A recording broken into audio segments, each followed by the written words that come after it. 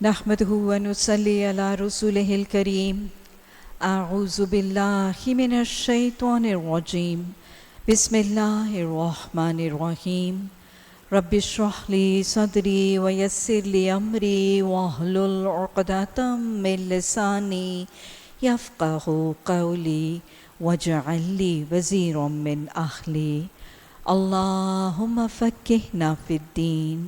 اللهم إني أسألك علما نافعا رزقا طيبا وعملا متقبلا آمین ثم آمین. السلام علیکم ورحمۃ اللہ وبرکاتہ. تفسیر سورہ البقرہ آیت نمبر 204. وَمِنَ النَّاسِ مَن يُعْجِبُكَ قَوْلُهُ فِي الْحَيَاةِ الدُّنْيَا وَيُشْهِدُ اللَّهُ عَلَى مَا فِي قَلْبِهِ وَهُوَ أَلَدُّ الْخِصَامِ. انسانوں میں سے کوئی تو ایسا ہے کہ جس کی باتیں دنیا کی زندگی میں تمہیں بہت بھلی معلوم ہوتی ہیں اور وہ اپنی نیک نیتی پر بار بار خدا کو گواہ ٹھہراتا ہے، مگر حقیقت میں وہ بدترین دشمن حق ہوتا ہے. یہاں سے آگے کچھ آیات میں آیت نمبر 204 سے 207 تک اللہ سبحانہ تعالیٰ دو قسم کی شخصیتوں کا تعارف کروا رہے ہیں. ان دونوں شخصیتوں کی ان کے رویے، ان کا مزاج، ان کے عمل، ان کی سرگرمیاں اور ایکٹیویٹیز بتائی جا رہی ہیں، اور ساتھ ہی پھر ان کا انجام بھی دکھایا جا رہا ہے.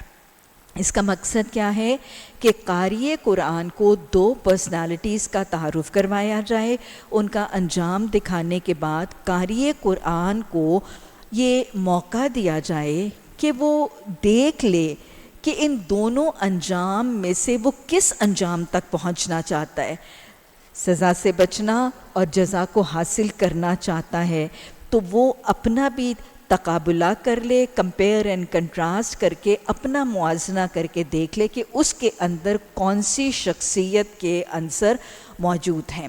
تو لہٰذا ہر قاری قرآن کو ایک ٹوٹل پرسپیکٹیو سمجھایا جا رہا ہے تاکہ اپنا محاسبہ اور اصلاح کر سکے اور اپنے انجام کو بہترین انجام و ٹھکانے تک پہنچا سکے. پہلی جو شخصیت ہے اس کی صفت بتائی جا رہی ہے کہ جس کی باتیں دنیا کی زندگی میں بہت بھلی معلوم ہوتی ہیں، یعنی اس کے بات کرنے کا انداز، اس کا کلام، اس کی کانورسیشن، اس کی گفتگو تو بڑی اچھی ہے، بڑی میٹھی میٹھی باتیں، پولائٹ ریفائنڈ گفتگو، یعنی بڑا ہی سافٹ سپوکن اور ظاہری طور پر بڑا ہی کلچرڈ. لیکن حال کیا ہے کہ اپنی نیک نیتی پر وہ بار بار اللہ کو گواہ ٹھہراتا ہے، یعنی بار بار قسمیں کھاتا ہے. قسمیں کون سا شخص کھاتا ہے؟ جھوٹا شخص ہے جو اپنا اعتماد کھو بیٹھا ہوتا ہے، اور اپنا اعتماد بحال کرنے کے لیے اسے بار بار قسمیں کھانی پڑتی ہیں.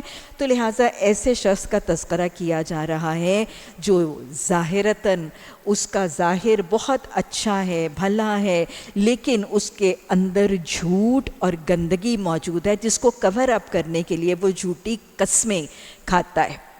اور اگلی صفت کیا ہے؟ وَهُوَ أَلَدُّ الْخِصَامِ، وہ پرلے درجے کا جھگڑالو ہے، بدترین پرلے درجے کا جھگڑالو اور دشمن حق ہے. جب اسے اقتدار حاصل ہوتا ہے، یعنی کوئی عہدہ، کوئی پوزیشن، کوئی اتھارٹی، کوئی پاور یا کوئی مال، کوئی بھی دنیاوی رسوخ کی کوئی چیز اسے حاصل ہوتی ہے تو کیا کرتا ہے؟ زمین میں اس کی ساری دوڑ دھوپ اس لیے ہوتی ہے کہ فساد پھیلائے، کھیتوں کو غارت کرے، نسل انسانی کو تباہ کرے.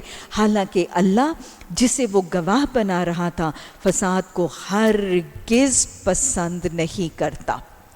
تو گویا اس شخص کی پرسنالٹی اور اس کے ٹریٹس جو ہیں وہ واضح طور پر بتائے جا رہے ہیں. اور پھر آگے کہا جا رہا ہے کہ جب اس سے کہا جاتا ہے کہ اللہ سے ڈر یعنی ساری غلط رویاں ہیں اس کے اندر، اور اسے کہا جاتا ہے کہ ڈر، فکر آخرت، تقوی، خوف خدا کر کے کیا کر، اللہ سے توبہ کر، استغفار کر، اصلاح کر، اپنی غلط روی کو چھوڑ. تو وہ کیا کرتا ہے؟ اپنے وقار کا خیال اسے گناہ پر جما دیتا ہے. اللہ نے اس کا انجام بتایا، ایسے شخص کے لیے تو بس جہنم ہی کافی ہے، اور وہ بہت برا ٹھکانہ ہے.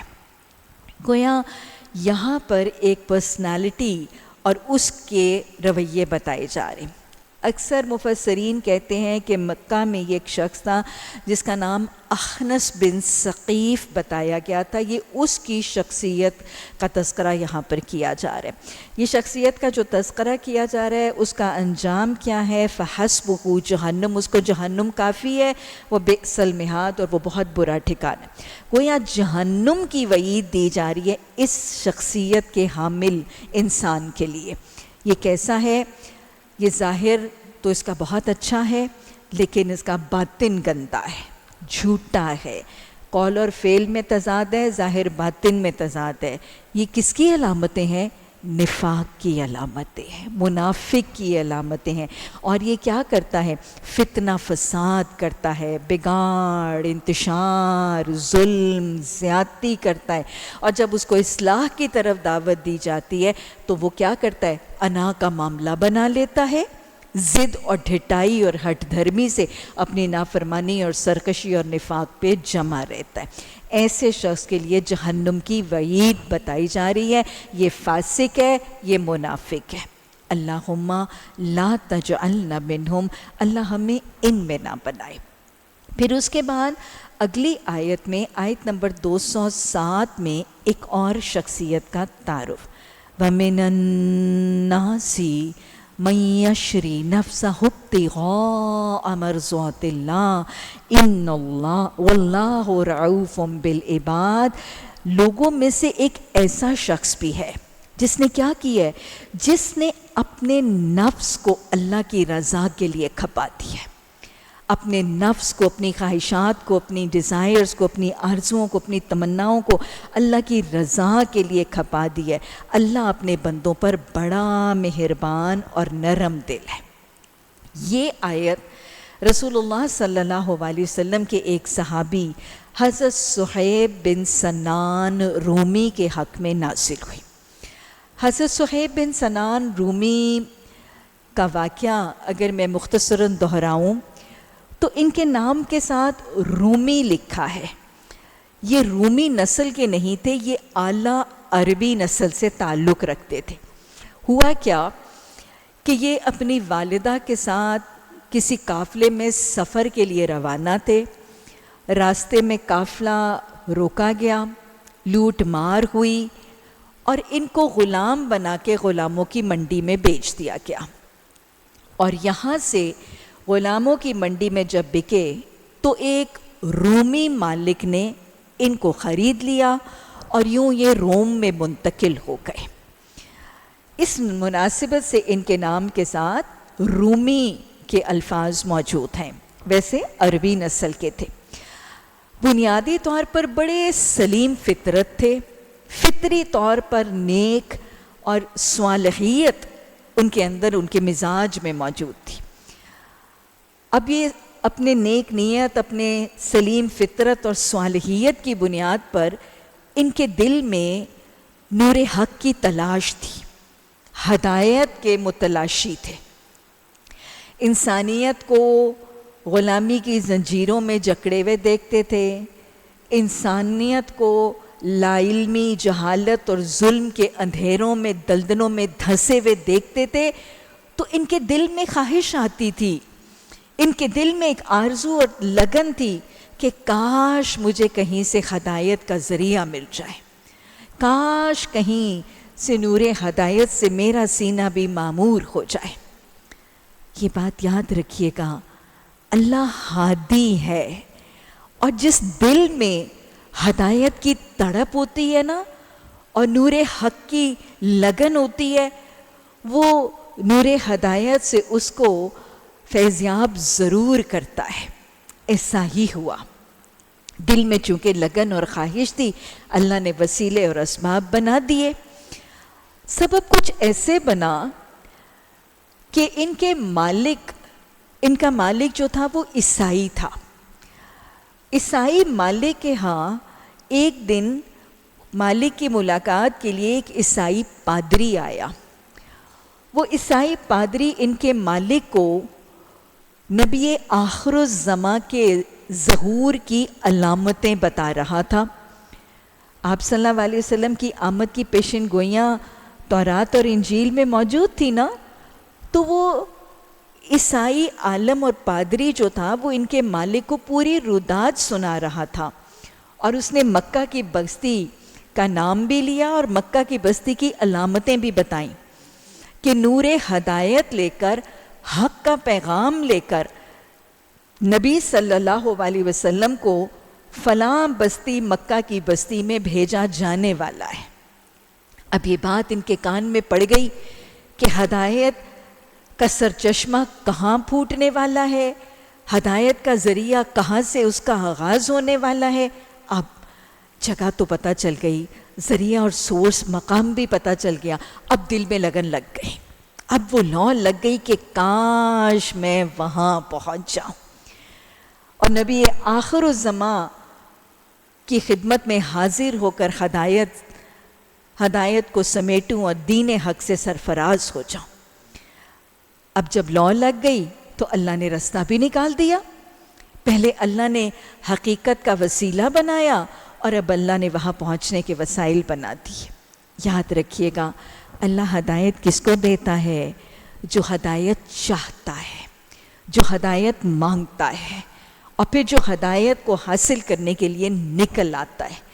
اللہم اہدنا الصراط المستقیم۔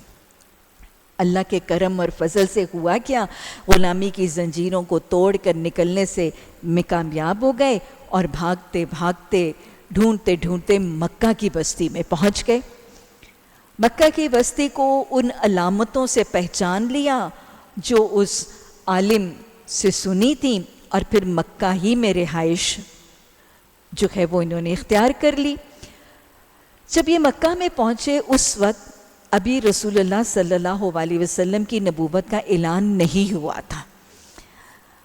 مکہ میں رہتے ہیں، چونکہ بڑے سلیم فطرت تھے، نیک تھے، صالح تھے، کاروبار کرنے لگے، تجارت کرنے لگے، اور تجارت میں بڑی بڑھوتی اور بڑی برکت ان کو ملی، بہت سا مال کمایا۔ لیکن ابھی تک جس چیز کو تلاش کرنے کے لیے آئے تھے، رسول اللہ صلی اللہ علیہ وسلم کی نبوت کا آغاز نہیں ہوا تھا۔ ایک موقع پر اپنے کسی تجارتی سفر پر تشریف لے گئے ہوئے تھے، تجارتی سفر میں بہت نفع ہوا، بہت تجارتی نفع لے کر واپس تجارتی قافلے کے ساتھ آ رہے تھے کہ راستے میں ان کے کان میں یہ خبر پڑی کہ مکہ کی بستی میں کسی شخص نے نبوت کا اعلان کر دیا ہے۔ اب ذرا سوچیں، تجارت کی غرض سے گئے ہوئے ہیں، قافلے میں ان کا کثیر تجارتی مال ہے اور بہت نفع اور بہت پروفٹ ہوا ہے، اور واپس آ رہے ہیں۔ لیکن پتہ چل گیا کہ وہ نبوت کی کرنیں جن کو سمیٹنے کے لیے میں آیا تھا، وہ نور مکہ کی بستی میں پھیل چکا ہے۔ اب اپنے تجارتی مال کو دوسروں کے حوالے کیا، ان سے کہا کہ یہ میرا تجارتی مال تمہارے پاس ضمانت ہے، میں یہ کمانے تو آیا ہی نہیں تھا، یہ مال تو مجھے ایسے ہی بائی دا وے مل گیا، میں تو ہدایت کی تلاش میں آیا تھا اور ہدایت کے ذریعے کی خبر مل گئی ہے، یہ مال میرا تم رکھو، میرے پاس ضمانت ہے، تم جب مکہ پہنچو گے تو مجھے لوٹا دینا۔ اور خود قافلے والوں سے آگے مکہ لپکتے ہوئے پہنچ گئے، نبی صلی اللہ علیہ وسلم سے ملاقات کی، اسلام قبول کر لیا، اور اسلام قبول کرنے کے بعد رسول اللہ صلی اللہ علیہ وسلم کی خدمت میں بیٹھے رہتے، دین سیکھتے، ہدایت، صراط مستقیم، جنت کے حصول کے طریقے سمجھتے، سیکھتے، اپناتے، اور دل مطمئن تھا، پرسکون تھے۔ دار ارقم میں بیٹھے رہتے، رسول اللہ صلی اللہ علیہ وسلم کو دیکھتے، آنکھیں ٹھنڈی کرتے اور ہدایت کے خزانے سمیٹتے۔ دن گزرتے گئے، اب کیا ہوا کہ رسول اللہ صلی اللہ علیہ وسلم کو ہجرت کا حکم ہو گیا. کچھ صحابہ تو پہلے ہی ہجرت کر کے مکہ سے مدینہ جا چکے تھے. جب آپ کو ہجرت کا حکم ہوا 13 سنِ نبوت پر، تو رسول اللہ صلی اللہ علیہ وسلم بھی ہجرت کر کے مکہ سے مدینہ تشریف لے گئے. اب دل کی کیفیت پریشان تھی. رسول اللہ صلی اللہ علیہ وسلم سے جدائی کا شدید غم تھا، اور اب ایسے جیسے مکہ کی بستی خالی لگتی تھی. مکہ تو آئے ہی رسول اللہ صلی اللہ علیہ وسلم کے لیے تھے، اور آپ یہاں پہ تھے، آپ کو یہ خزانہ ملا تھا تو لگتا تھا کہ کل دنیا مل گئی. اب جب آپ ہجرت کر کے مکہ چلے گئے تو اب مکہ میں دل نہیں لگتا تھا. اداسی اور جدائی کا احساس پریشان کرتا اور دکھاتا اور رلاتا تھا. آپ صلی اللہ علیہ وسلم کی ہجرت کے بعد اب حضرت صہیب بن سنان یہ بھی ہجرت کر کے مکہ جانے کی کوشش کرنے لگے. لیکن ہوتا کیا تھا کہ جب مکہ سے ہجرت کرنے کے لیے نکلتے تو مشرکین مکہ ان کو روک کے واپس لے آتے اور ان کو ہجرت سے رکاوٹ ڈال دیتے. بہت دفعہ ہجرت کی کوشش کی، لیکن ہر دفعہ پکڑے جاتے تھے، اور ہر دفعہ مشرکین مکہ ان کو پکڑ کے واپس مکہ لے آتے تھے. اب ایک رات چھپ چھپا کے ہجرت کرنے میں کامیاب ہو گئے. ابھی کچھ دور ہی گئے تھے کہ پھر پکڑے گئے. رات کے اندھیرے میں پھر پکڑے جانے پر سٹ پٹا گئے، بہت زیادہ پریشان ہوئے، اور پھر مشرکین سے پوچھنے لگے کہ دیکھو، نہ میں تمہارا رشتہ دار، نہ تم میرے قبیلے والے، نہ تم میرے اپنے، تم مجھے مکہ سے مدینہ ہجرت کرنے سے کیوں روکتے ہو؟ بھئی نہ کوئی ناتا، نہ کوئی رشتہ، نہ کوئی تعلق، نہ کوئی دوستی، میرا تمہارا کیا لینا دینا ہے؟ مجھے تم کیوں نہیں جانے دیتے؟ مجھے ہر بار تم ہجرت سے کیوں روک دیتے ہو؟ تو اس پر مشرکین مکہ نے وجہ بتائی. روکنے والے مشرکوں نے حضرت صہیب سے مخاطب ہو کر کہا کہ صہیب، تم اکیلے مفلس خالی ہاتھ کنگلے مکہ میں آئے. ایسے ہی آئے تھے نا، بالکل خالی ہاتھ تھے، مفلس تھے، فقیر تھے، کنگلے تھے، کچھ بھی نہیں تھا، کوئی مال نہیں تھا. تم اس حال میں آئے، تم نے ہمارے قافلوں کے ساتھ سفر کیا، ہمارے کندھوں پہ سوار ہو کر تم نے اتنا مال کمایا، اور اب تم یہ چاہتے ہو کہ یہ مال سارا سمیٹ کے تم اکیلے ہی چلے جاؤ. ہم تمہیں ایسا نہیں کرنے دیں گے. اللہ اکبر. حضرت صہیب رضی اللہ تعالیٰ عنہ کو سمجھ آئی اور مشرکین سے کہنے لگے، اچھا یہ میرا مال ہے جس کی وجہ سے تم مجھے مدینہ نہیں جانے دیتے ہو؟ ہر دفعہ یہ میرے تجارتی مال کی آمدنی اور کمائی ہے جس کی وجہ سے میں مدینہ جا کر رسول اللہ صلی اللہ علیہ وسلم سے ملنے پر روکا جا رہا ہوں؟ یہ مال ہی رکاوٹ بن رہا ہے میری ہجرت میں؟ انہوں نے کہا ہاں، اور ہمیں تمہارے ساتھ کیا غرض ہے؟ ہمیں تم سے کیا لو لاسٹ ہے؟ تم ہمیں مال دے دو، ہم تمہیں جانے دیں گے. حضرت صہیب نے فرمایا، واقعی اگر میں تمہیں اپنا سارا تجارتی مال دے دوں تو کیا تم مجھے چھوڑ دو گے کہ میں ہجرت کر کے مکہ سے مدینہ چلا جاؤں؟ انہوں نے کہا کہ ہاں، ہمیں تم سے کیا غرض؟ نہ تم ہمارے اپنے، نہ تم ہمارے بھائی، نہ تو ہمارے قبیلے یا قافلے سے تعلق، تم مال دے دو اور تم خوشی خوشی جاؤ. حضرت صہیب نے اپنا مال جہاں پہ مکہ میں رکھا تھا اس کا راز بتا دیا، اور ان مشرکین کو کہنے لگے کہ جاؤ، میرا جو گھر ہے اس کے آنگن میں، اس کے صحن کے فلاں کونے میں میرا سارا مال دفن ہے. آپ کو پتہ ہے نا اس زمانے میں کوئی بینکس تو نہیں ہوتے تھے، کوئی ایسی چیزیں تو نہیں ہوتی تھی کہ جہاں مال رکھا جائے، لوگ گھروں میں ہی دفن کر دیتے کہیں نہ کہیں. تو میرے گھر کے صحن میں جاؤ، فلاں کونے میں جاؤ، وہاں پہ کھودنا، وہاں پہ میرا سارا خزانہ دفن ہے،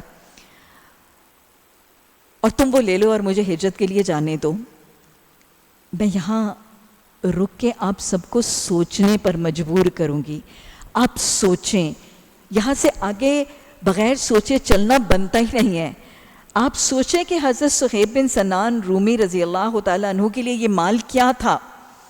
مکہ کی بستی میں تنہا، نہ کوئی قبیلہ، نہ کوئی برادری، نہ کوئی رشتہ دار، نہ کوئی اہل خانہ، کوئی بھی آگے پیچھے نہیں ہے، تنہا ہے، اور غلامی سے بچنے کے بعد یہ مال کمایا ہے۔ یہ مال کیا ہے؟ یہ مال تو شاید ان کی زندگی کے گزران کا واحد سہارا ہے، یہ مال تو شاید ان کے لیے زندگی کی کل پونجی ہے، ان کی لائف لائن تھی یہ مال، اور کوئی سہارا نہیں ہے اس مال کے علاوہ، لیکن وہ سارے کا سارا کل پونجی، زندگی کا پورا سہارا وہ ان کے حوالے کر دیتے ہیں۔ اور مشرکین مکہ وہ مال کی خبر پانے کے بعد وہ خوش ہیں، وہ واپس ان کو چھوڑ کے مکہ کی طرف جا رہے ہیں۔ اب دونوں مسافر اپنے اپنے رستے پہ چل رہے ہیں۔ مشرکوں کو جس چیز سے محبت تھی، جس چیز سے غرض تھی، وہ ان کو مل گیا، کیا؟ مال، دنیا۔ وہ بھی خوش ہیں، مطمئن ہیں، بڑے پرسکون ہیں کہ مال کا ڈھیر مل گیا، وہ اس پر خوش ہیں، وہ مکہ جا رہے ہیں۔ اور ان کو کیا چاہیے تھا؟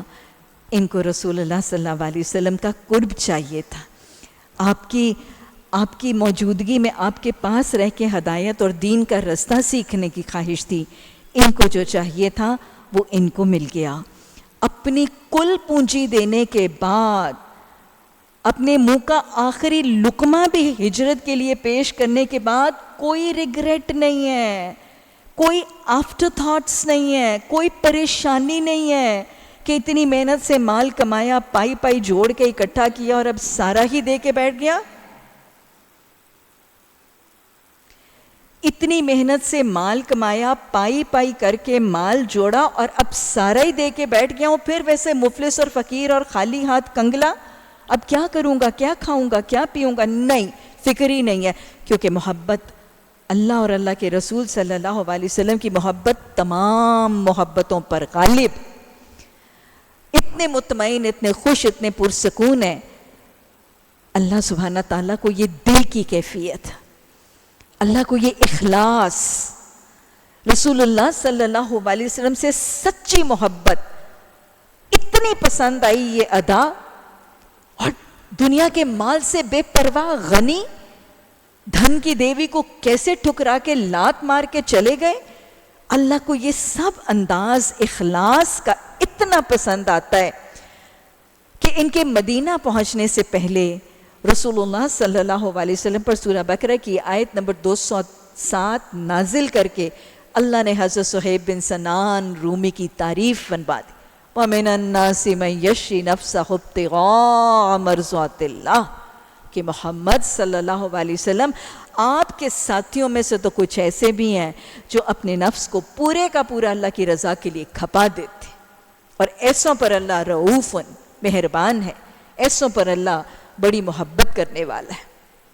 تو لہٰذا یہ آیت آپ کے مدینہ پہنچنے سے پہلے نازل ہو چکی تھی، جس میں حضرت صہیب بن سنان رومی کی قربانی، اخلاص، ایثار اور غنا، توکل اور قناعت کے اوپر اللہ نے تعریف کی۔ اب جب مدینہ پہنچتے ہیں، رسول اللہ صلی اللہ علیہ وسلم سے ملاقات ہوتی ہے، آپ کو دیکھ کر اپنی آنکھیں اور اپنا دل ٹھنڈا کرتے ہیں، تو آپ صلی اللہ علیہ وسلم بھی فرماتے ہیں، ابو یحییٰ سودا خوب رہا، ابو یحییٰ سودا خوب رہا، کہ یہ جو تو نے سودا کیا ہے کہ اپنا مال دے کر ہجرت کو ترجیح دے دی ہے، اپنے مال کو قربان کر کے رسول اللہ صلی اللہ علیہ وسلم کا ساتھ اور قرب جو ہے اس کا سودا کر لیا، سودا خوب رہا۔ تو یہ ہیں حضرت صہیب بن سنان رومی رضی اللہ تعالیٰ عنہ جن کے حق میں یہ آیت نازل ہوئی۔ یہ ہیں وہ لوگ جن کے راستے پر چلنے کی میں اور آپ سورہ فاتحہ میں دعا کرتے ہیں کہ اللہ ہمیں انعمت علیہم کے راستے کی ہدایت عطا فرما، جن پر تیرا انعام ہوا۔ انعام یافتہ تو یہی ہے نا، یہی انعام یافتہ لوگ ہیں جن کے حق میں قرآن میں اللہ نے تعریف فرمائی ہے، جن کے اخلاص، جن کے خلوص، جن کی ایثار اور جن کی قربانیوں کا اللہ نے قرآن میں تذکرہ فرمایا ہے۔ اللہ ان انعمت علیہم کی رودادوں کو سننے، یاد کرنے اور پھر اپنے لیے رہبر اور رہنما بنا کے اپنانے کی توفیق عطا فرما۔ یہ رودات سنانے کے بعد اللہ اگلی آیت نمبر 208 میں فرماتا ہے یا ایھا الذین آمنوا ادخلوا فی السلم کافہ، اے ایمان لانے والو تم کیا کرو، ایسے مخلص، ایسے سچے پکے مخلص صحابہ کرام کی رودادیں سننے کے بعد اب تم کیا کرو؟ کیا جھومتے رہو؟ کیا سر دھنتے رہو؟ کیا اپنے نوٹس پورے کرتے رہو؟ نہیں، تم بھی کیا کرو؟ ایسے اللہ والوں کی رودادیں سننے کے بعد تم بھی کیا کرو؟ ادخلوا فی السلم کافہ، تم بھی پورے کے پورے دائرہ اسلام میں داخل ہو جاؤ۔ اور اسلام میں داخل ہونے کا طریقہ کیا ہے؟ وَلَا تَتَّبِعُوا خُطُوَاتِ الشَّيْطَانِ، تم شیطان کے قدموں پہ نہ چلنا۔ یہ انمتا علیہم کی رودادیں ہیں، ان کے رستوں پر چلنا، تم شیطان کے رستوں پہ نہ چلنا۔ کیوں؟ شیطان کے رستوں پہ کیوں نہ چلیں؟ اِنَّهُ لَكُمْ عَدُوٌّ مُبِينٌ، وہ تمہارا کھلم کھلا دشمن ہے، وہ تو تمہارا کھلم کھلا دشمن ہے۔ قیامت، وہ جس دن تخلیق آدم کا دن تھا، اس دن اس نے کہہ دیا تھا کہ میں ان کے رستے پر آگے سے، پیچھے سے، دائیں سے، بائیں سے، ہر طرف سے ان کا حملہ کروں گا اور ان کو میں جنت کے راستے سے بھٹکاؤں گا، تو تم اس کے قدموں پہ نہ چلنا، تم ان کے قدموں پہ چلو جن کی راستہ صراط مستقیم تھا، تم ان کے قدموں پہ چلو جن کی منزل جنت ہے۔ اللہ حکم دے رہا ہے ادخلوا فی السلم کافہ، اسلام میں پورے کے پورے داخل ہو جاؤ۔ اسلام میں پورے کا پورا داخل ہو جانا قرآن کے سارے احکامات، امر، آرڈرز، ڈوز، نواہی، ڈونٹس، سب کی اطاعت کرنا۔ اسلام میں پورے کے پورے داخل ہونے کا طریقہ کیا ہے؟ سمعنا وَأَطَعْنَا، قرآن اور حدیث کے احکامات اور تعلیمات کو سننے کے بعد سارے کے سارے احکامات کی اطاعت کرنا۔ تو سمعنا کرتے جاؤ، ایک تو سنو، صرف ناظرہ نہ پڑھو، قرآن کے احکامات کو سنو اور سننے کے بعد بغیر شک اور تردد اور ڈال مٹول اور کیل و کال اور بحث اور تردد کے اطاعت کرتے جاؤ، تاکہ تم پورے کے پورے اسلام کی رحمتوں، قرآن کی رحمتوں والے اس سمندر میں کود جاؤ۔ قرآن کی تعلیمات رحمت الہی کا ایک سمندر ہے، سمعنا و اطعنا کر کے اس رحمت الہی کے سمندر میں کود جاؤ، ڈائیو ان کر لو، پلنج کر لو، تاکہ تم پر رنگ کون سا چڑھ جائے؟ صبغت اللہ۔ پورے کے پورے دائرہ اسلام میں داخل ہو جاؤ تاکہ تم پر اللہ کا رنگ چڑھ جائے۔ اللہ ہم سب کو سمعنا و اطعنا کی توفیق عطا فرما، ادخلوا فی السلم کافہ کرنے والا مسلم اور مومن بنا، اور اللہ ہم سب پر اپنا رنگ صبغت اللہ چڑھا۔ اللہ ہمارے گھر کے در و دیوار کو قرآن کے نور سے منور کر دے، ہمارے گھر کے آنگنوں کو حدیث کے عطر سے معطر کر دے۔ تو اللہ نے کہا پورے کے پورے دائرہ اسلام میں داخل ہو جاؤ۔ میں جب بھی یہ آیت پڑھتی ہوں تو مجھے ایک تاثر سا کریٹ ہوتا ہے، اور مجھے ہمیشہ یوں لگتا ہے کہ جیسے قرآن ایک سواری ہے، قرآن ایک وہیکل ہے، ایک سواری ہے جس پر سوار ہو کے مومن صراط مستقیم پر چلتا ہے اور پھر جنت پہ پہنچ جاتا ہے۔ قرآن ہی وہ سواری ہے نا جس پر ہم سوار ہو جائیں اور اس پر ثابت قدمی سے ہم جمے رہیں تو وہ سواری پر بیٹھ کے جنت پہ داخلہ ذالک الکتاب لا ریب فیہ ھدی بن جاتا ہے جنت کے راستے کا۔ تو اللہ کہہ رہا ہے کہ پورے کے پورے اس سواری پر داخل ہو جاؤ۔ اچھا، ویسے بھی آپ دیکھیں کہ جب کسی سواری پر بیٹھتے ہیں تو کیسے بیٹھتے ہیں؟ ہاں، کسی گاڑی میں، کسی رکشہ میں، کسی بس میں بیٹھتے ہیں تو کیسے بیٹھتے ہیں؟ کیا آدھے بیٹھ کر آدھے باہر رہتے ہیں؟ ہاں، کہ گاڑی کی سیٹ پہ بیٹھے اور ایک بازو اور ایک ٹانگ باہر لٹکا دی؟ بتائیں کیسے بیٹھتے ہیں؟ گاڑی میں بیٹھتے ہیں تو پورے کے پورے بیٹھتے ہیں اور پھر دروازہ بند کر لیتے ہیں، ایسا ہی ہوتا ہے نا۔ لیکن میں آپ کو بتاؤں ہمارے معاشرے کا حال بھی عجیب ہے. آوے کا آوا الٹ گیا نا، سر میں سب کچھ الٹ گیا. گاڑی میں بیٹھے ہوئے کسی شخص کا اگر دوپٹہ باہر رہ جائے، چادر یا عبایا کا ایک پلو باہر رہ جائے، تو ارد گرد سے گزرنے والی گاڑیاں اشارہ کر کے بتاتی ہیں وہ چادر باہر، وہ دوپٹہ باہر. ایسے ہوتا ہے کہ نہیں ہوتا ہے نا؟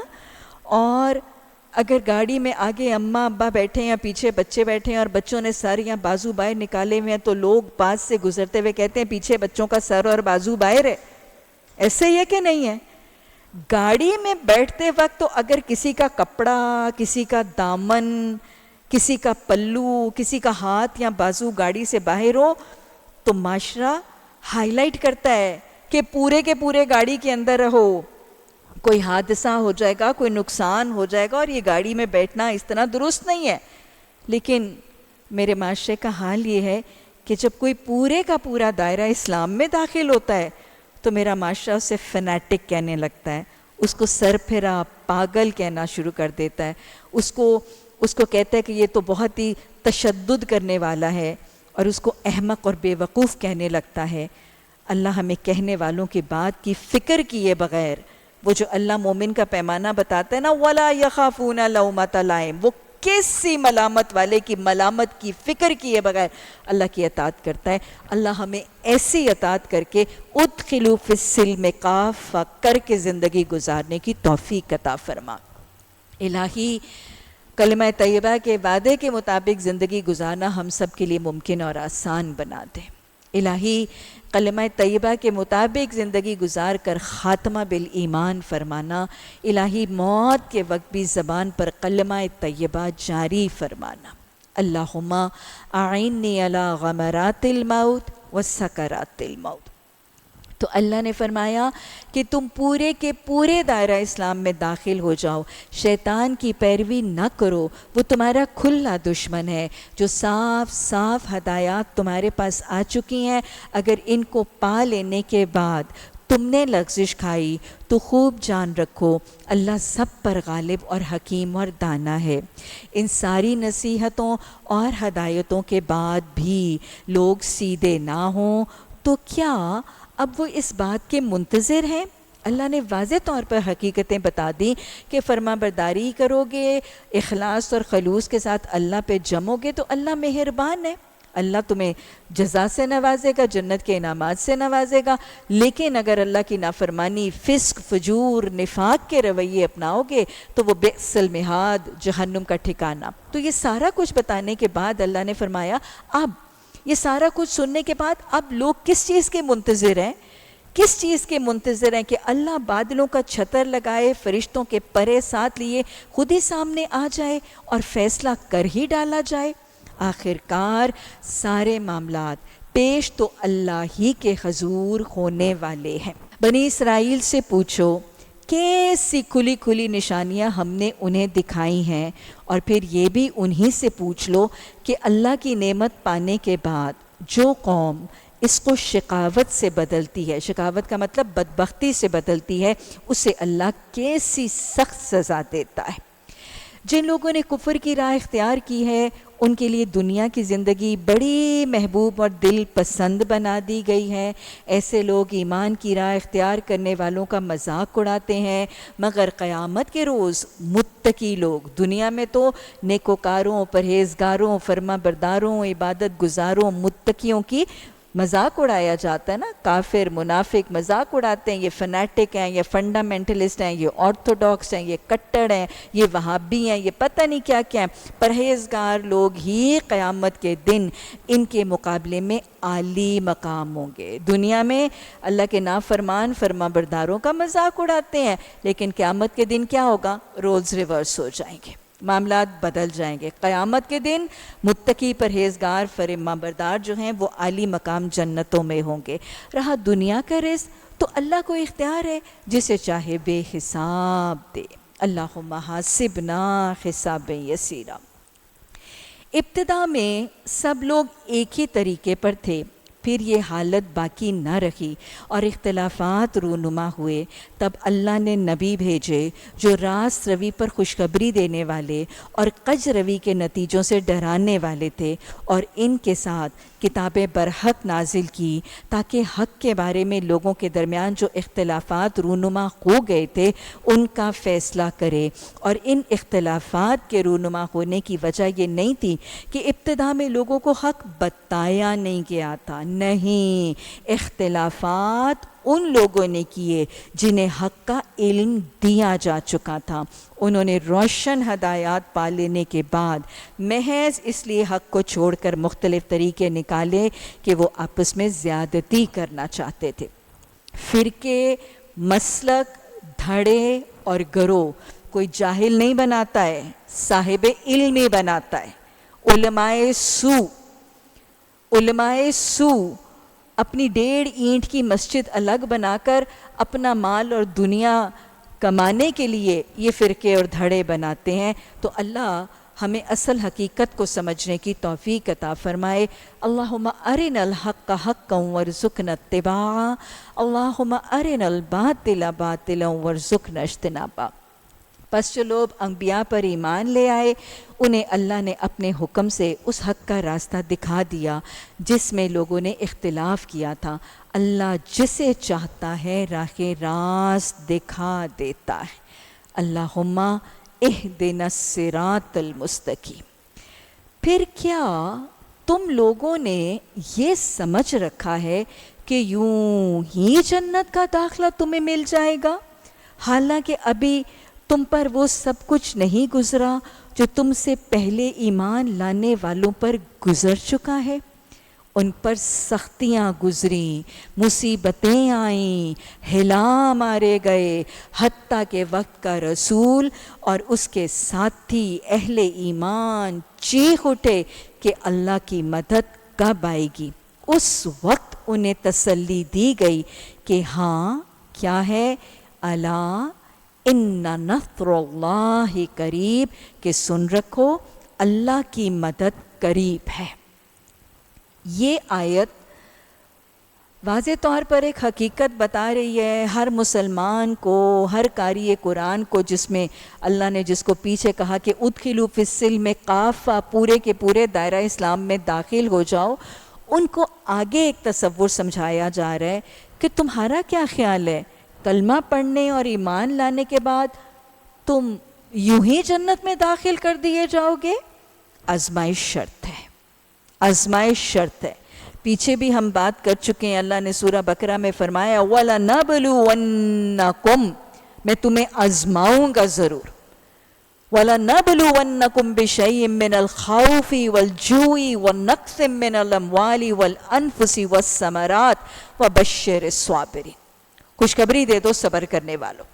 تو یہاں پر بھی اللہ یہی تصور سمجھا رہے کہ اگر تم یہ سمجھتے ہو نا کہ تم کلمہ پڑھو گے، مسلمان ہونے کا اعلان اور دعویٰ اور اقرار کرو گے، آمنا کہو گے، اور تم یہ سمجھو گے کہ آمنا آمنا کہتے یا امتی امتی کہتے تم خود ہی جنت میں داخل ہو جائے گے، تو نہیں، ایسے نہیں ہوگا، آزمائشیں ضرور آئیں گی۔ یہ آیت رسول اللہ صلی اللہ علیہ وسلم کے ایک بہت جلیل القدر ساتھی حضرت خباب بن ارت رضی اللہ تعالیٰ عنہ کے حق میں نازل ہوئی۔ واقعہ کچھ ایسے ہوا کہ رسول اللہ صلی اللہ علیہ وسلم کے یہ ساتھی بہت زیادہ ظلم، اذیت رسانی، ٹارچر، پرسیکیوشن کا شکار تھے۔ ایک دن جب ظلم حد سے زیادہ ہو گیا تو انتہائی گھبراہٹ میں رسول اللہ صلی اللہ علیہ وسلم کی خدمت میں حاضر ہوئے۔ راوی فرماتے ہیں کہ رسول اللہ صلی اللہ علیہ وسلم حرم کے غلاف کے سائے میں حرم کے ساتھ ٹیک لگا کر تشریف فرما تھے، اور انہوں نے آ کے رسول اللہ صلی اللہ علیہ وسلم سے یہ تذکرہ کیا کہ یا رسول اللہ صلی اللہ علیہ وسلم یہ ظلم کب ختم ہوگا، اللہ کی مدد کب آئے گی؟ اور کچھ روایات میں آتا ہے کہ انہوں نے کہا کہ یا رسول اللہ صلی اللہ علیہ وسلم اب تو ظلم کی حد ہو گئی۔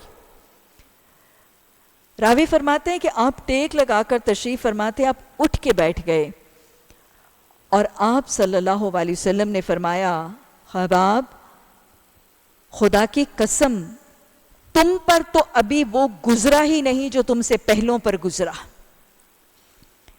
تم پر تو ابھی وہ گزرا ہی نہیں جو تم سے پہلوں پر گزرا۔ پہلے کون؟ نبیوں کے پیروکار۔ خباب ان کو تو گڑھوں میں بٹھا کر ان کے سروں کے اوپر لوہے کے آرے چلا دیے جاتے تھے، ان کی کھال اور ان کی گوشت میں ان کی ہڈیوں تک لوہے کے کنگے گھسیٹے جاتے تھے۔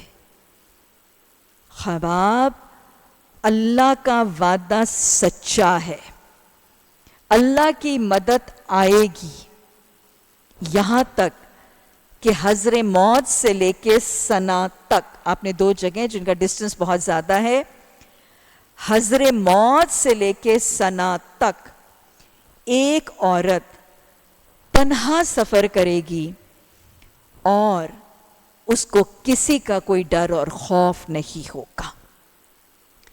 گویا آپ نے جب حضرت خباب بن ارت کی ظلم کی رودات کے حوالے سے کیفیت دیکھی تو ان کو بتایا کہ پچھلے نبیوں کے پیروکاروں کو اس سے زیادہ آزمائشیں آئی تھیں، ماضی کی رودات اور مستقبل میں اللہ کا وعدہ کہ جب بشر الصابرین کے جب کوئی صبر سے جمع رہتا ہے تو ان اللہ مع الصابرین، اللہ کی مدد بھی آتی ہے اور پھر فتح اور نصرت بھی شامل حال ہوتی ہے۔ اور آپ نے مستقبل کی رودات بتائی کہ انشاءاللہ یہ دین محمدی صلی اللہ علیہ وسلم غالب آئے گا، اور جب غالب آئے گا تو زمین میں اتنا امن ہوگا کہ تنہا عورتیں سفر کریں گی اور ان کو کسی قسم کا کوئی ڈر اور خوف نہیں ہوگا۔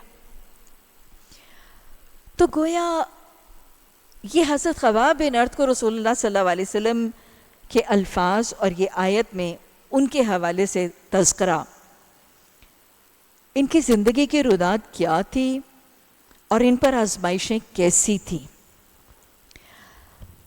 حضرت خباب بن ارت رضی اللہ تعالیٰ عنہ بھی غلاموں کی منڈی میں بیچے گئے۔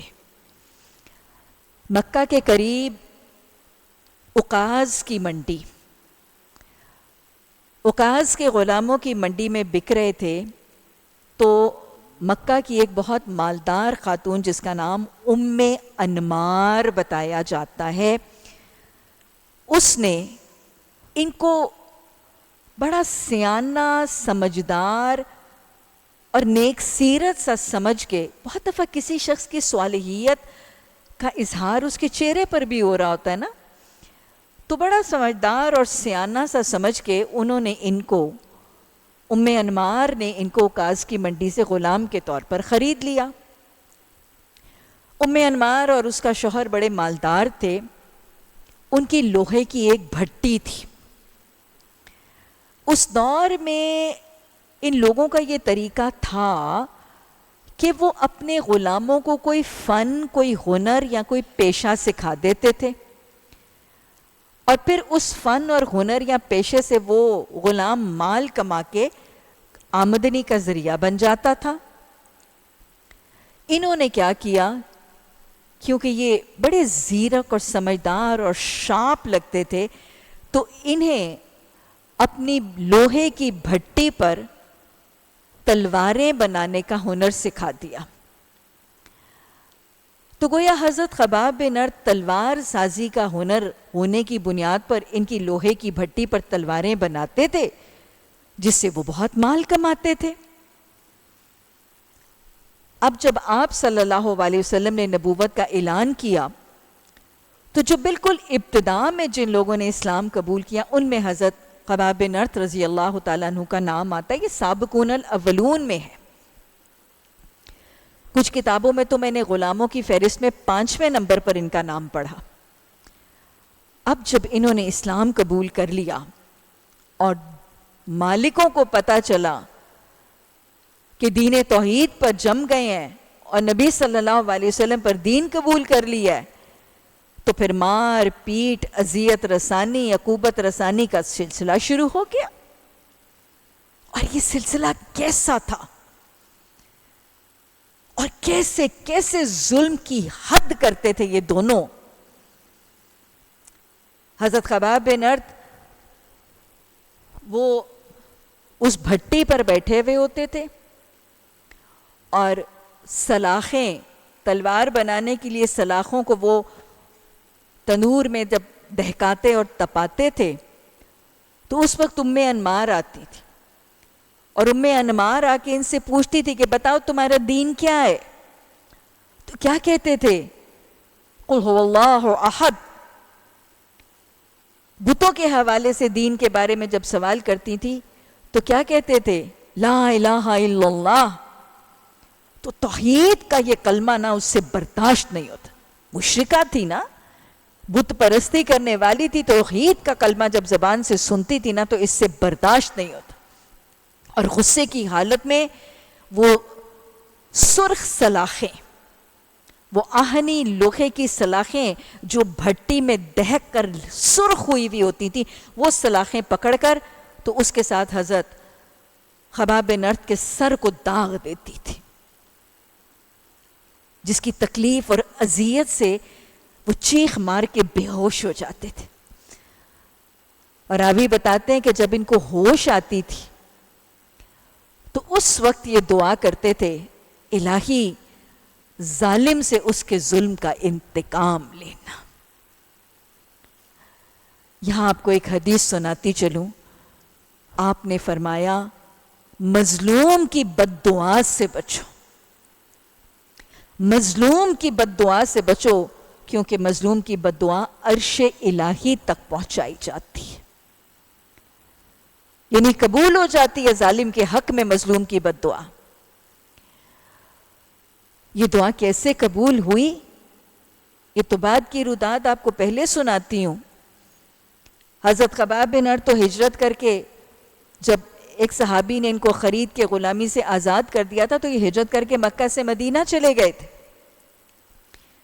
پیچھے ان کے جانے کے بعد اس ظالم مالکن کا حال کیا ہوا کہ اس کے سر میں درد اٹھتا تھا، اس کے سر میں شدید درد اٹھتا تھا، اور اتنا بدترین درد اس کے سر میں اٹھتا تھا کہ پھر وہ اتنے مال اور اتنی مالدار ہونے کی بنیاد پر طبیبوں کو بلایا جاتا، ہر قسم کا علاج، مہنگے سے مہنگے منہ بولی قیمت پر اطباء کو بلایا گیا، لیکن علاج نہیں ہوتا تھا، سر کے درد میں افاقہ نہیں ہوتا تھا۔ بالآخر طبیبوں نے علاج کے لیے کیا تجویز کیا؟ طبیبوں نے علاج کے لیے تجویز یہ کیا کہ گرم سلاخوں کو دہکانے کے بعد انمار کے سر کو داغا جائے گا تو پھر اس کے سر کا درد جائے گا۔ تو لہٰذا پھر سلاخوں کو دہکایا جاتا تھا، جب وہ سرخ ہو جاتی تھی تو پھر ان سلاخوں کے ساتھ انمار کے سر کو سر کے درد کے علاج کے لیے داغا جاتا تھا، اور راوی بتاتے ہیں کہ وہ پھر درد سے چیختی اور کراہتی تھی، اور ایک عبرت کے طور پر پوری مکہ کی گلیوں میں اس کے دھاڑنے اور چیخنے کی آوازیں گونجتی تھیں۔ یہ تصدیق ہے اس حدیث کی کہ مظلوم کی بد دعا عرش الہی تک پہنچائی جاتی۔ اب حضرت خباب بن ارت رضی اللہ تعالیٰ عنہ ہجرت کر کے چلے گئے، لیکن اپنے ظلم کی روداد کہ کیسے کیسے اور ظلم ہوتا تھا یہ انہوں نے نبی صلی اللہ علیہ وسلم کی وفات کے بعد سنائی۔ بعد انہوں نے روداد کیسے سنائی؟ آپ صلی اللہ علیہ وسلم کی وفات کے بعد دور فاروقی ہے، اور حضرت عمر رضی اللہ تعالیٰ عنہ ہیں اور کچھ صحابہ کرام ہیں، اور سارے صحابہ کرام یہ اپنے مکہ کے دور کی ظلم اور عقوبت رسانی کی رودادیں سنا رہے ہیں۔ خلیفۃ المسلمین وہ رودادیں سن رہے ہیں کہ کیسے کیسے مارے پیٹے گھسیٹے جاتے تھے وہ مکہ کے دور میں۔ اب جب سب نے روداد سنا دی، حضرت خباب رضی اللہ تعالیٰ عنہ خاموش تھے۔ سب کی رودادیں سننے اور مکمل ہونے کے بعد حضرت عمر نے حضرت خباب کی طرف نگاہ دوڑائی اور ان سے پوچھا کہ آپ پر کیا گزری؟ راوی کہتے ہیں کہ حضرت خباب رضی اللہ تعالیٰ عنہ نے بولنے سے پہلے کیا کیا؟ انہوں نے اپنا کرتا آگے سے اور پیچھے سے اٹھا دیا، اور بیٹھے وہ نے، امیر المومنین نے اور صحابہ اکرام نے جو کیفیت دیکھی وہ کیا تھی کہ ان کے آگے ان کے پیٹ اور سینے کی جلد اور کھال، اور پیچھے ان کے کمر کی جلد اور کھال ایسے جیسے جلنے کی وجہ سے سفید ہو گئی ہوئی تھی، اور ایسے جیسے سکڑ گئی ہوئی تھی. شدید انتہائی برے جلنے کے نشانات ان کے پیٹ پر، ان کی کمر پر تھے. اور یہ کیفیت دکھانے کے بعد حضرت خباب بن ارت نے اپنے ظلم کی روداد سنائی. کہنے لگے کہ عمر، خدا کی قسم میرا مالک مجھے بہت مارتا تھا، کہ جب میں کلمہ حق پکارتا تھا، میں کلمہ توحید اپنی زبان سے پکارتا تھا اس کے سوال کے جواب میں، تو وہ مجھے مارتا تھا. لاتیں، مکے، لاٹھیاں، گھونسے، ہر طریقے سے مارتا تھا، اور خون کے فوارے چھوٹ جاتے، لیکن مجھے مارتا تھا. جب وہ مارتا تھک جاتا تھا تو پھر وہ میرا لباس اتار دیتا تھا اور میرے ننگے جسم پر لوہے کی زرہ پہنا دیتا تھا، اور مجھے ننگے جسم پہ لوہے کی زرہ میں ملبوس کر کے چلچلاتی ہوئی دھوپ میں ریگستان میں کھڑا کر دیتا تھا. اور جب میں پیاس سے، گرمی کی شدت سے تڑپ کے میں پانی مانگتا تھا تو گرم پانی میں شہد ملا کے مجھے پینے کے لیے دیتا تھا. اور کہتے ہیں کہ جب میں پیاس اور درد اور ہر قسم کی گرمی کی شدت سے غش کھا کے میں بے ہوش ہو کے گر جاتا تھا، تو پھر وہ ظالم کیا کرتا تھا؟ مجھے دہکتے ہوئے انگاروں پہ لٹا دیتا تھا، دہکتے ہوئے انگاروں پہ لٹاتا تھا، اور میرے سینے کے اوپر بھاری پتھر کی سل رکھ دیتا تھا. اور حضرت خباب فرمانے لگے کہ عمر، خدا کی قسم میں وہاں سے ہل نہیں سکتا تھا. یہ انگارے اور یہ دہکتے ہوئے کوئلے، یہ میرے خون، میرے پیپ اور میرے پسینے کے بہنے سے بجھتے تھے. اور پھر انہوں نے جلنے کے نشان جو ہیں وہ دکھائے. یہ ہیں صحابہ اکرام، یہ ہیں صحابہ اکرام جنہوں نے اپنی زندگی میں صرف صبر کا نمونہ نہیں، انہوں نے عزیمت کا پہاڑ بن کے دکھا دیا. عزیمت کا پہاڑ بن کے دکھایا تاکہ ہم راہ حق پر چلنے والوں کے لیے صبر کرنا آسان اور ممکن ہو جائے. وہ تو عزیمت کے نمونے چھوڑ گئے، جو صبر سے بھی بڑا ہوا درجہ ہے وہ دکھا گئے، تاکہ ہم لوگوں کے لیے کم از کم صبر کا رستہ آسان ہو جائے. اللہم اجعلنی صبورا واجعلنی شکورا. آج اگر ہم دیکھیں تو ہم سے اپنے ارد گرد، اپنی برادری والوں، اپنے رشتہ داروں کے چند جلانے کٹانے والے جملے نہیں سنے جاتے. کئی دفعہ ہم دین کے رستے پر چلتے ہیں اور اللہ کی اطاعت کے طریقے اپناتے ہیں تو جلی کٹی سننی پڑتی ہیں، لوگ جلی کٹی باتیں کرتے ہیں. آج وہ جلی کٹی باتیں برداشت نہیں ہوتی، اور ہم اطاعت کا پیمانہ چھوڑ کے کہتے ہیں اسی زندگی کے پیمانے پر بھلے ہیں، ہمیں یہ باتیں نہیں سنی جاتی. ہم سے جلی کٹی باتیں نہیں سنی جاتی، دل جلانے والے جملے نہیں سنے جاتے، وہ رلانے والی نگاہیں برداشت نہیں کی جاتی. یہاں پہ حال دیکھ لیجئے. اللہ، ہم کمزور ہیں، ہمارا ایمان بھی کمزور ہے، ہمارا دین بھی کمزور ہے. ہماری طاقتوں سے زیادہ ہم پہ بوجھ نہ ڈالنا. اور اللہ، جیسے تو نے ان کو آزمایا ہمیں ویسے نہ آزمانا. لیکن اللہ، اس راہ حق پر ہم سب کو ایمان کی پختگی، ثابت قدمی اور استقامت عطا فرمانا. تو یہ حضرت صہیب بن سنان، حضرت خباب بن ارت اور ان کا صبر، اور ان کے لیے یہ آیات نازل ہوئیں. ان کی آگے کی رودات بھی مختصراً سناتی چلوں کہ جب ہجرت کر کے ان کو آزاد کروا دیا، کسی ساتھی نے غلامی کی زنجیروں سے آزاد ہو گئے، تو ہجرت کر کے مکہ سے مدینہ تشریف لے گئے. اب ان کے پاس ایک فن تھا، ایک ہنر تھا نا، تلوار سازی کا ہنر تھا. مدینہ میں جا کے جب تلوار سازی کا ہنر وہ اس پر عمل کرتے تھے تو اللہ سبحانہ تعالیٰ کے کرم سے بہت مالدار ہو گئے. مدینہ کے مالدار لوگوں کی فہرست میں ان کا نام آنے لگا. لیکن جب اتنا مال تھا تو اس مال سے کیا کرتے تھے؟ کیا انہوں نے کوئی بڑی سی کوٹھی بنائی تھی یا جائیدادیں بنا کے اپنی اگلی نسلوں کے لیے چھوڑ گئے تھے؟ شیطان کے فتنوں میں نہیں آئے تھے نا. اور یہ وہ لوگ ہیں جو نیکی کا کوئی ایسپیکٹ، کوئی پہلو چھوڑتے نہیں تھے. ایمان بھی قبول کیا، ظلم، زیادتی، عقوبت رسانی میں صبر بھی کیا، عزیمت کے عمل بھی دکھائے، ہجرت بھی کی. اتنے بڑے بڑے کام تو کر لیے. اب جب مال کمایا تو کہہ بھی سکتے تھے میں تو ہجرت بھی کر رہا ہوں، میں جہاد بھی کرتا ہوں، میں بہت سے کام کر رہا ہوں، تو میں مال کماؤں اور میں انجوائے کروں اپنی زندگی میں. نہیں نا. اصل میں یہ وہ لوگ تھے جن کا مائنڈ سیٹ فرق تھا، جن کی ترجیحات، جن کی سوچیں، جن کی خواہشات، جن کی آرزویں اس دنیا کے ساتھ نہیں، اس ابدی زندگی کے ساتھ جڑی ہوئی تھی. اس دنیا کو جنت نہیں، حقیقی جنت کے محلوں کے حریث تھے. ان کے پاس جتنا مال ہوتا تھا اس کو اللہ کی راہ میں خرچ کر دیتے تھے. اور کیسے خرچ کرتے تھے؟ انہوں نے اپنے گھر کے صحن کا جو باہر والا کنارہ ہے، وہ جو باہر کی سڑک کے قریب ان کے صحن کا جو حصہ تھا نا، جو گزرگاہ تھی جہاں سے لوگ آتے جاتے تھے، اپنے صحن کے اس کونے میں ایک گڑھا کھود رکھا تھا. اور ان کی ضرورت سے زیادہ جتنا ہوتا تھا وہ مال اس گڑھے میں جا کے ڈال دیتے تھے. کیوں ڈالتے تھے؟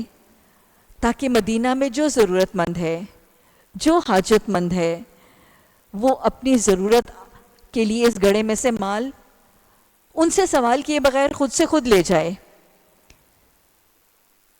مدینہ میں لوگوں کو پتا ہوتا تھا کہ حضرت خباب بن ارد کے گڑھے میں مال ہوتا ہے، جس کی ضرورت، جس کی حاجت ہوگی وہ آ کے مال لے جاتا تھا. دینے کا اتنا خوبصورت طریقہ. مقصد کیا تھا؟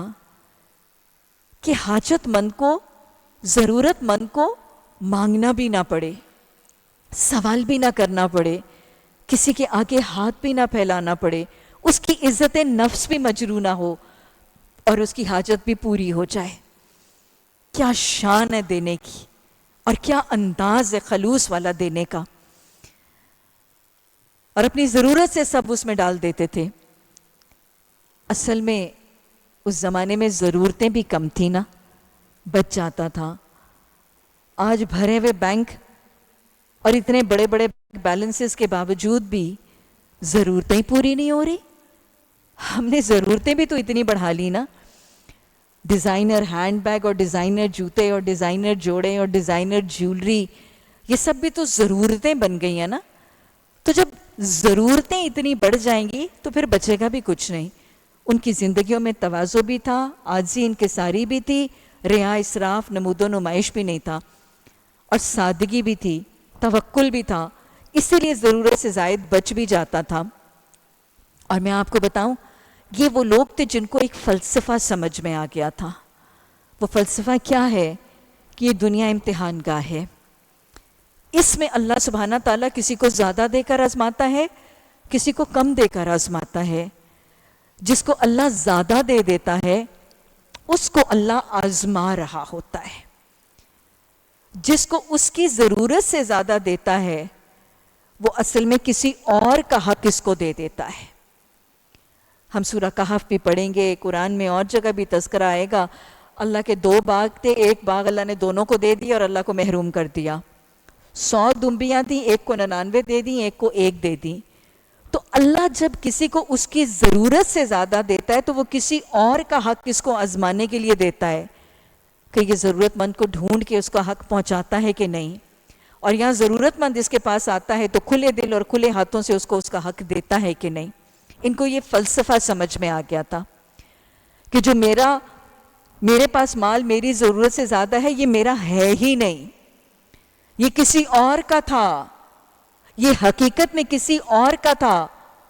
اس کا حصہ اللہ نے مجھے آزمانے کے لیے دیا ہے. بس اسی لیے پھر اپنی ضرورت سے زیادہ کو اس گڑھے میں ڈال دیتے تھے. لوگ آتے تھے اور اپنی ضرورتیں اور حاجتیں پوری کرتے تھے. حضرت خباب رضی اللہ تعالیٰ عنہ وفات کا وقت ہے، بستر مرگ پر ہیں، تکلیف کی حالت میں ہیں، اور حضرت علی رضی اللہ تعالیٰ عنہ ان کی عیادت کے لیے ساتھ تشریف فرما ہیں. اور حضرت خباب رضی اللہ تعالیٰ عنہ زار و قطار رو رہے ہیں. حضرت علی رضی اللہ تعالیٰ عنہ نے پوچھا کہ خباب آپ اتنا رو کیوں رہے ہیں؟ کیونکہ زندگی کے حالات پتہ تھے نا کہ کیا نیکی، کیا خدا خوفی، کیا صبر کی حالت میں گزار کے آئے ہیں. آپ رو کیوں رہے ہیں؟ تو حضرت خباب نے فرمایا کہ علی، میں اس لیے رو رہا ہوں کہ آج میرے گھر میں مال ہے، 80,000 دینار. میں اس لیے رو رہا ہوں کہ آج میرے گھر میں مال ہے، 80,000 دینار. اللہ اکبر.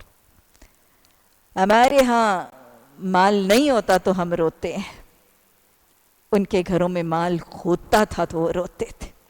پھر ساتھ ہی فرماتے ہیں لیکن علی خدا گواہ میں نے وہ مال کسی سے چھپایا نہیں ہے. کہا تھا ابھی ان کے گھر کے صحنی میں پڑا ہوا ہے وہ مال. 80,000 دینار ہیں جو اس گڑھے میں پڑے ہوئے ہیں، لیکن لگتا ہے کہ ہے میرے گھر میں ہی، ابھی گئے نہیں ہیں، ٹھکانے نہیں لگے. علی خدا گواہ ہے وہ میں نے کسی سے چھپایا نہیں ہے. تو حضرت علی نے فرمایا کہ پھر کیوں روتے ہیں؟ فرماتے ہیں کہ میں اس وقت دنیا سے رخصت ہوتے ہوئے یہ ڈر رہا ہوں کہ میرے کچھ ساتھی یعنی صحابہ اکرام دنیا سے اس حال میں رخصت ہوئے کہ وہ خالی ہاتھ تھے. علی میں ڈر رہا ہوں کہ یہ دنیا کا مال میری دنیا کی چھوٹی چھوٹی نیکیوں کا نیم البدل نہ بن جائے. کیا فکر آخرت ہے، کیا خوف خدا اور کیا تقوی ہے، کیا عاجزی ہے، کیا کسر نفسی ہے. اپنی نیکیوں کو چھوٹی چھوٹی نیکیاں کہہ رہے ہیں، اور دنیا کا مال جو ان کے پاس ہے وہ سمجھ رہے ہیں کہ یہ میری دنیا ہی میں مجھے اللہ اجر نہ دے دے اور مجھے آخرت کے اجر سے محروم نہ کر دے. اللہ ہمیں اپنی ترجیحات کو بدلنے کی توفیق عطا فرما. اللہ سوچوں کو، ترجیحات کو، محبت کے پیمانوں کو بدلنے کی توفیق عطا فرما. اللہ یہ رودادیں صرف سننے نہیں، ان رودادوں کو سمجھنے اور جاننے کے بعد اپنے دلوں کو، اپنی سوچوں کو، اپنی محبتوں کے پیمانوں کو بدلنے کی توفیق عطا فرما. غموں فکروں کی ترجیحات کو بدلنے کی توفیق عطا فرما. اللہ اپنے حبیب صلی اللہ علیہ وسلم کی سچی، پکی، حقیقی محبت عطا فرما، اور اللہ اس محبت کے تقاضے سمجھنے اور نبھانے کی بھی توفیق عطا فرما. ربنا لا تزغ قلوبنا بعد اذ ہدیتنا وہب لنا من لدنک رحمہ انک انت الوہاب. سبحانک اللہم وبحمدک نشہد ان لا الہ الا انت نستغفرک ونتوب الیک. سبحان ربک رب العزۃ عما یصفون وسلام علی المرسلین والحمد للہ رب العالمین. آمین ثم آمین.